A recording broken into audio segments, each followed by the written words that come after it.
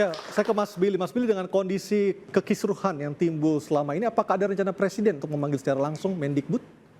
Diskusi dengan Mendikbud berlangsung secara kontinus paralel, dan terima kasih juga buat teman-teman DPR tadi. Mas Putra juga, kalau ada yang salah seperti itu ya memang harus langsung fungsi DPR sebagai perwakilan rakyat untuk menyatakan harus revisi. Dan ini masalah klasik di Indonesia bahwa peraturan di bawah memfeta kompli peraturan di atas, dan yang di bawahnya lagi nggak paham apa makna peraturan tersebut. Contoh, perguruan-perguruan tinggi yang kemudian melakukan peningkatan UKT, berarti mereka nggak paham prinsip-prinsip undang-undang. Undang-undang nomor 12 tahun 2012 itu menjadikan bumerang bagi mereka sendiri. Pasal 76 ayat 1, ayat 2 mengatakan kalau biaya itu terlalu mahal, maka ayat 1 mereka harus berikan beasiswa, ayat 2 mereka harus kasih bantuan, ayat 3 mereka boleh kasih pinjaman tapi nggak boleh berbunga dan dibayar nanti kalau mahasiswanya udah kerja. Berarti kampus ini menaikkan UKT menjadi si malakama, menjadi bumerang buat diri mereka sendiri karena mereka nggak membaca. Apakah akan ada sanksi bagi rektor yang menaikkan UKT secara ugal-ugalan?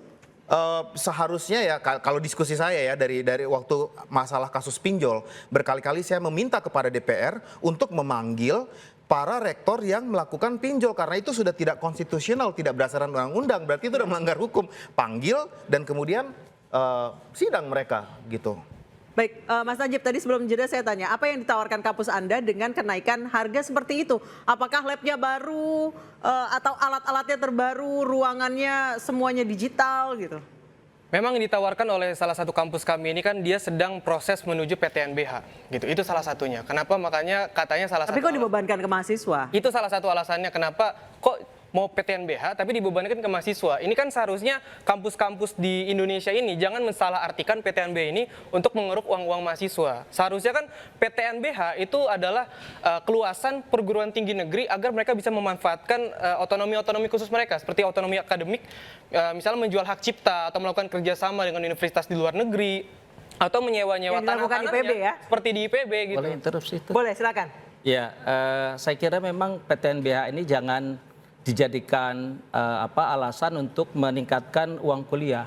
Justru sebaliknya, dengan menjadi PTNBH itu menimbulkan kreativitas untuk memperoleh income generating di luar UKT. UNJ juga sekarang sedang berusaha keras nih. Dan ini alhamdulillah VP-nya sudah disetnek. Mudah-mudahan Mas Billy bisa nyolek-nyolek itu. Supaya jadi aspirasi Pak Rektor menjadi PTNBH. Iya. Dan itu sudah proses. Kami dengan Unsri. Karena dengan PTNBH ini ada keleluasan untuk mengembangkan bisnis. Dan itu diperbolehkan kalau PTNBH. Kalau PTNBLU sekarang nggak bisa. Jadi sejalan dengan pikiran tadi, memang harusnya seperti IPB, UI, UGM dan lain-lain itu harus mencari pendapatan atau sumber-sumber pendapatan di luar uang kuliah. Dan itu yang sering saya sampaikan kepada mahasiswa sejak kami proses 3 tahun lalu. Tapi Pak Rektor kan ada resiko Pak Rektor akan kehilangan anggaran pemerintah sebagian karena PTNBH membuat harus otonomi kan? Saya berharap sih tidak berkurang banyak ya. Karena bagaimanapun kan kita masih punya PNS. Gitu kan, masih punya aset-aset negara yang saya kira konsekuensinya hadir negara itu di dalam PTN. Kan walaupun BH tetap PTN, ada N-nya. Jadi tidak hilang sama sekali. Saya kira itu. Pak Komarudin, interupsi Pak Denny juga. Rektor-rektor yang perguruan tinggi yang naikin biaya kuliah itu jangan-jangan cuma drama aja, mungkin nggak? Supaya terjadi demo. Enggak, soalnya ada temanku jadi menteri karena suka demo. Dulu waktu kuliah naik demo.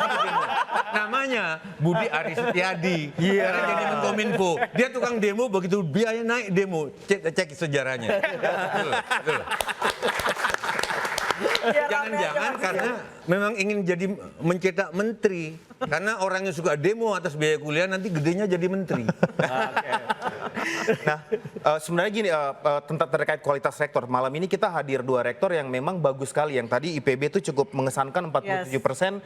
Pak IPB dapat ya, ada punya mall ya. Ya IPB punya mall. Ya. Kayaknya tanahnya juga jadi kandang sapi juga tuh income. Saking banyaknya.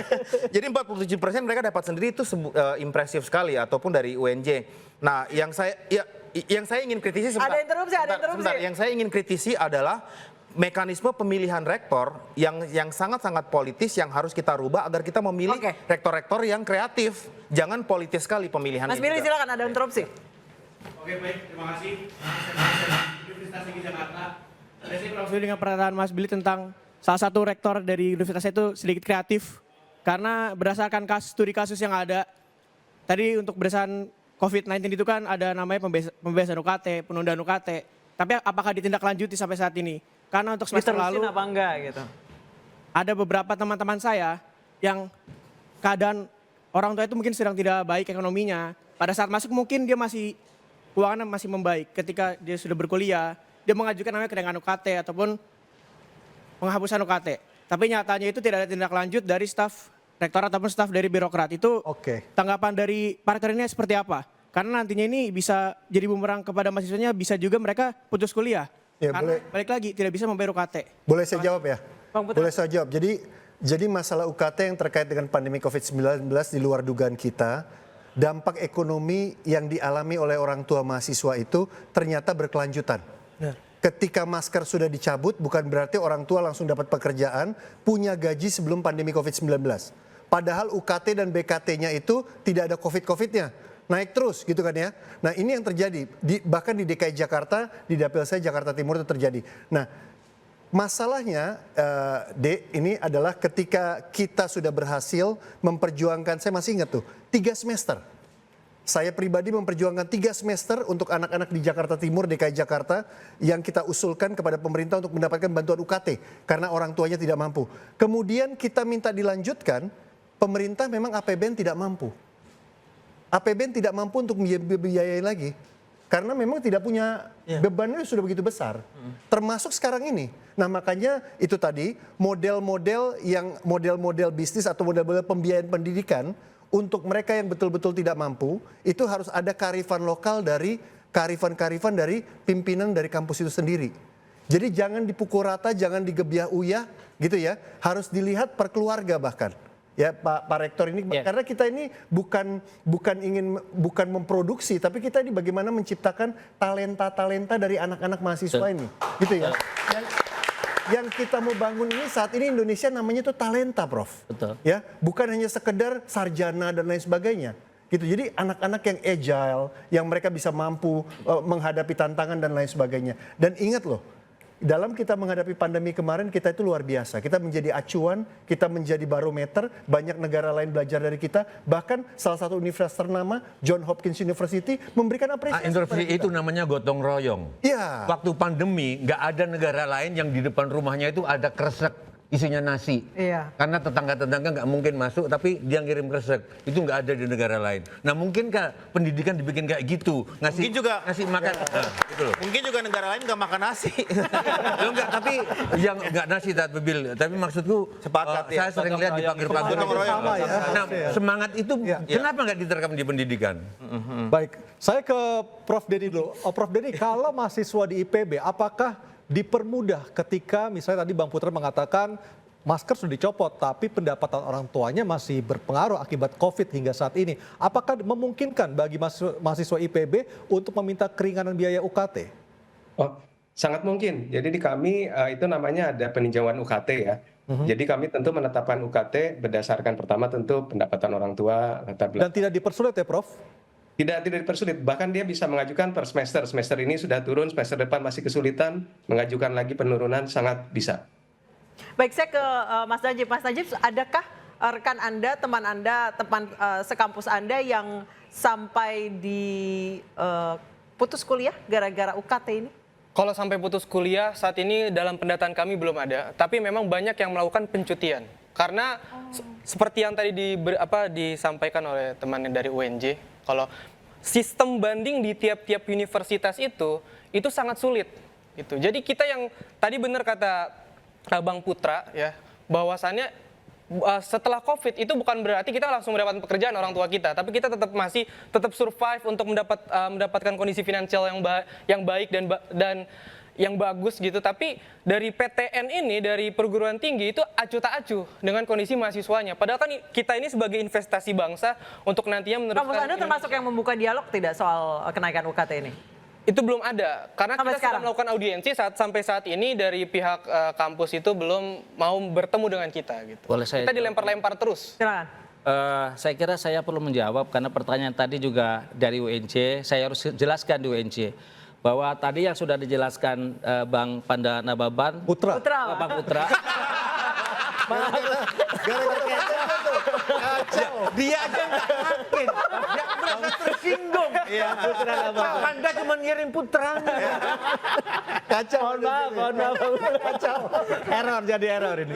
Yang dikatakan Bang Putra Nababan itu benar, itu masih terus berkelanjutan karena kebijakan pemerintah juga keputusan menterinya belum dicabut. Jadi kita masih terus, jadi sama seperti dengan IPB, masih terus berlanjut.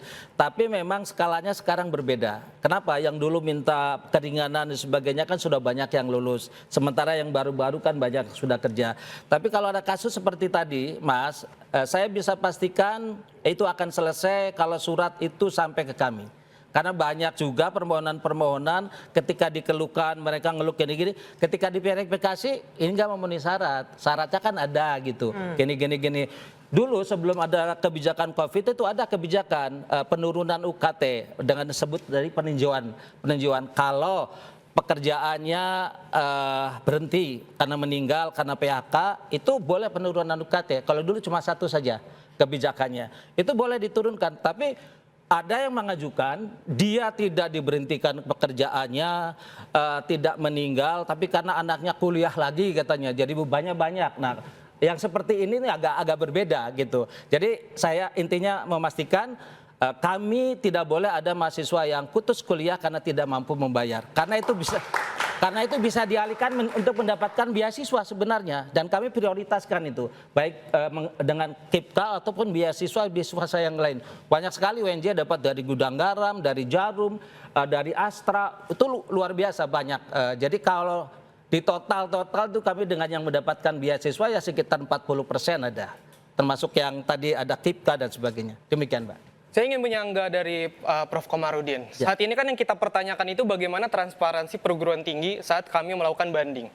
Apakah tidak bisa melakukan sanggah? Karena kan kita tidak tahu bagian mana yang tidak memenuhi syarat. Tadi Prof. Komarudin bilang ada yang tidak memenuhi syarat. Kalau misalnya sampai ke rektorat itu pasti turun. Sedangkan berapa persen sih yang turun mahasiswa yang melakukan banding itu? Itu yang kita pertanyakan dan selalu kita minta ke perguruan tinggi itu untuk melakukan transparansi. Ini hal yang berbeda. Mungkin, Prof, Kalau sanggah itu kebijakan umumnya kalau belum ditentukan penetapan UKT. Ada penetapan awal UKT, dia baru masuk, lalu kemudian orang tua menyanggah, itu diverifikasi, divalidasi. Kalau memang sesuai yang disanggah, maka turun, itu otomatis. Di kami berlaku seperti itu. Artinya tidak dipersulit ya, Prof ya? Tidak ada yang dipersulit. Oke, baik. Saya jamin. Itu kata kunci tidak ada dipersulit ya? Saya jamin di kampus UNJ tidak ada yang dipersulit. Baik. Ya. Apakah mungkin UKT yang sudah terlanjur naik akan dibatalkan? Kita akan lihat jawabannya usai pariwara. Dan Prof. Denny, terima kasih. Terima kasih. Untuk Prof. Denny waktunya telah langsung dari bergabung sama Bogor. kami di Interupsi. Sama, makasih banyak. Sukses selalu untuk Anda dari IPB. Dan Interupsi masih akan kembali sesaat lagi. Tetaplah bersama kami. Oke.